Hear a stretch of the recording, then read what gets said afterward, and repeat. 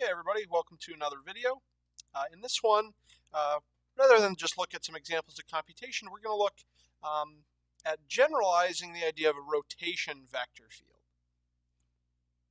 So remember, in 2 dimensions, we've seen this rotation field quite a bit, minus yx. And I'm going to plot this just in 3 dimensions. Remember, in the xy plane, this has it rotating about the origin. So we'd have vectors in the xy plane going like this, about the origin. In 3 dimensions, we can think of this vector field like this, minus y x 0. And so all this is going to do is transcribe these vectors along the z-axis as well, and not change them at all, because the z component of the vector field will be everywhere 0. And so say maybe up here at z equal 2, we'll still be rotating about, not the origin anymore, but rather rotating about the z-axis. And this is going to be true in general, but we're going to be rotating, I'll draw a little circle here, rotating in this direction about the z-axis. And so I'd like to generalize this rotation field to a field that rotates about any axis that we choose. So here, really the choice is the vector, this vector 0, 0, 1 is this axis of rotation. Now, really it's the z-axis is the axis of rotation. With this vector, it's parallel to the z-axis, so that gives us rotation about the z-axis. The magnitude of this vector is telling us how much it's spinning, and so we'll get to that in a little bit. But this is the idea. I'd like to change this so that I can point that axis wherever I want and obtain a vector field that rotates about that axis. So that is, in general, pick a vector A in 3 dimensions, whose components are a1, a2, and a3, and find the rotation vector field about that axis. So how we find this is by taking the cross product. So recall R is the vector x, y, z, any point in space, position vector. To get this vector, we simply take the cross product of A and R. And so what does this look like in general? I can compute this cross product, I, j, k. My A vectors a1, a2, a3, x, y, and z. And then we'll do our thing to find the determinant. We'll get a2z minus a3y in the I direction, plus what does it look like in this direction? I'll do the thing where I reverse the order. A3x minus a1z in the y direction, plus finally, and I don't want to get cropped out here, plus a1y minus a2x in the k direction. So this is what a general rotation field looks like about the axis A. And again, the magnitude of A is going to tell me the extent to which this rotates, how fast it's going to rotate. So what this looks like is, I'll just draw my vector, I'll draw this x rotation in green again. Let's say I have a vector like this, pointing off this way. What this will give is a rotation field where, again, we rotate counterclockwise if I'm looking along the vector. So my vectors are going to rotate about this axis in this direction. Right, if I take the negative of this, they'll rotate about the other direction.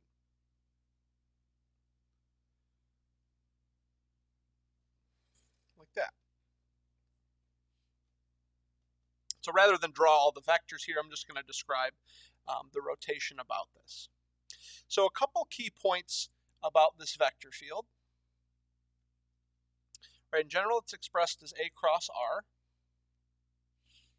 And if I compute the curl of this thing, curl of F, that's the del operator cross my vector field F. What we end up with, if we go and compute this out, we're not going to compute it out just to save time, we get 2 times the vector A. So what this is telling me is that the curl points in the direction of the axis of rotation, and its magnitude is twice the magnitude of the axis of rotation. So this is what I mean by if you just take any two vectors that are parallel, so say give the same axis of rotation, if you change the magnitude of one, it's just going to make it rotate faster around. And in particular, we can work out how fast a little particle would rotate about this axis. So I'll say angular speed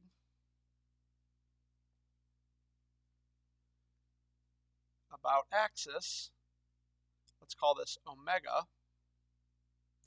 Omega is given by, and this is worked out in some exercises, you can go and derive this if you want. It turns out to be exactly the magnitude of A, which turns out to be 1/2 of the magnitude of the curl. So 1/2, I don't want to get cropped out, magnitude of del cross F. And so this is really how fast a little particle would be rotating about this axis, is with this angular speed. So that's kind of neat. This generalizes the idea of rotation field. So if we choose here, if we choose the vector 0, 0, 1, what'll this look like? So taking this A cross R, I'll write it up here. So if A is 0, 0, 1, then A cross R, this general rotation field, will look like, so here my A1, my A2 are 0, and my A3 is 1, so I end up with exactly, looking down here, minus Y, and then in the J direction, my A3 is 1, my A1 is 0, so that would just be X, and then in the Z direction, well, A1 and A2 are both 0, so I just get 0. And I get exactly this rotation field that we've been dealing a lot with in 2 dimensions. And so really this does generalize that, and in this specific case, that's when my axis of rotation is 0, 0, 1. Now this also suggests something else, and this is a interpretation, a thought experiment that goes along with the curl. So as we know, the curl can be measured at any point, and there's some vector associated with the curl, right? So it has a direction and a magnitude. Now the magnitude tells us something about how fast a little particle would rotate about the axis. So what about the direction? What is the direction of curl? Direction of the curl. So here I'm thinking of just a general, vector field in space. So imagine, you might have to close your eyes, right? Imagine at every point in space there's a vector telling me a magnitude and direction. Imagine maybe it's a velocity field, something like that, maybe a wind speed, something like this, or a water speed, or rather water velocity. And what does the direction of the curl tell us at any point in that vector field? So going back up to this general vector field, the curl has the direction of this axis of rotation, right? This, and this is sort of true in general, only extended past just rotation vector fields to just a point in space. So how fast and in what direction is the water flowing around one point in space?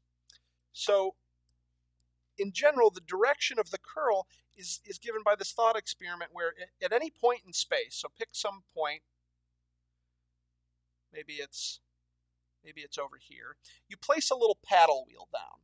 So what I mean by a paddle wheel, remember, think about those river boats, right, that move through the water. They have paddles on them, and they're able to rotate, right? The water hits the paddle, and it pushes it along.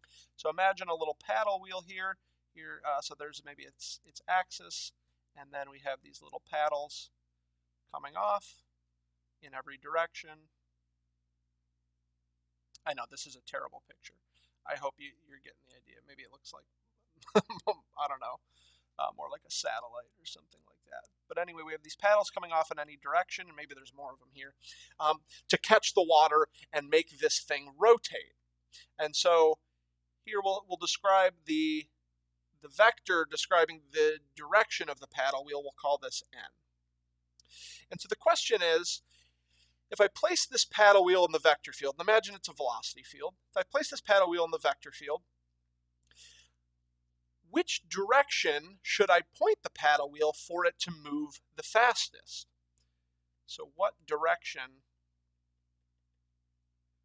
of n makes the paddle wheel spin the fastest? That is, if I'm trying to maybe generate energy from this paddle wheel, how should I place it in the vector field in order to make it spin the fastest and therefore generate the most energy? And we can actually work this out. So what we'll do is take the scalar component. So scalar component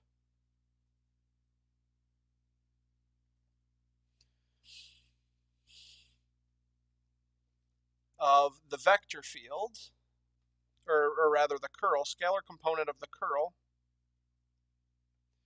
in the direction of n is given by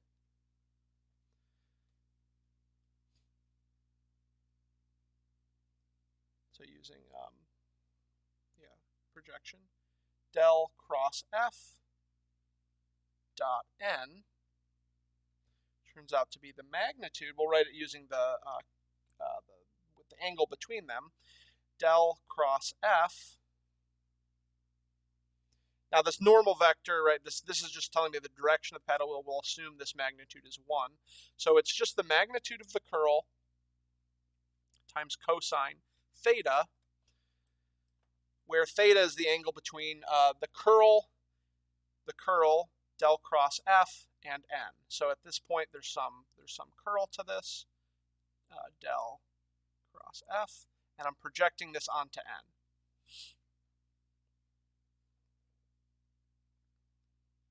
So theta would be this angle here between the paddle wheel and the curl.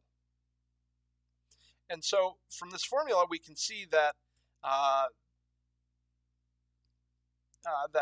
right, so the scalar component of the curl onto n is telling me how fast this paddle wheel is going to spin.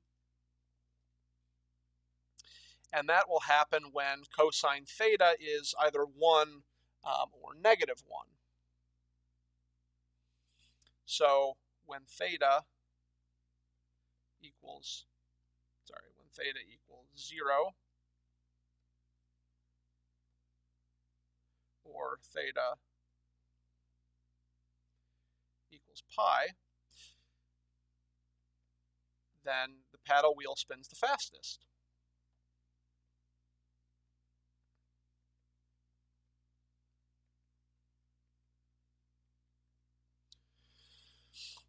So maybe I should say here this is giving a speed of paddle wheel.